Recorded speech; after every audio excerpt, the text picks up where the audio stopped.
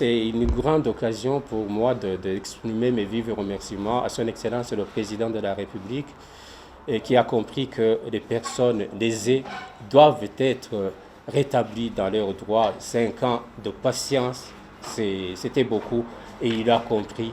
Et c'est une grande joie de renouer avec nos auditeurs très prochainement. Et je voudrais exprimer aussi mes vifs remerciements et des félicitations au Conseil national de la communication qui, dans 3 semaines, vient de mettre en application l'appel lancé par Son Excellence le Président de la République. C'est aussi une occasion d'exprimer mes vifs remerciements à la CNIDH, la Commission nationale indépendante des droits de l'homme, qui a toujours été à nos côtés, d'exprimer vraiment des remerciements aussi à l'endroit de nos auditeurs et du peuple burundais en général, et surtout aussi de nos confrères, les journalistes qui nous ont soutenus de près ou de loin.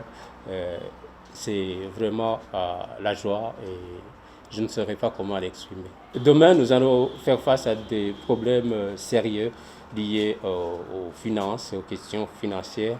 Mais nous pensons que le président qui nous a donné cette autorisation va aussi nous aider auprès notamment du fonds d'appui aux médias qui existe et qui est prévu par la Constitution pour faire face à tous ces problèmes. Les équipements ont été détruits, d'autres, évidemment, la rouille a pu aussi contribuer à la destruction de nos équipements.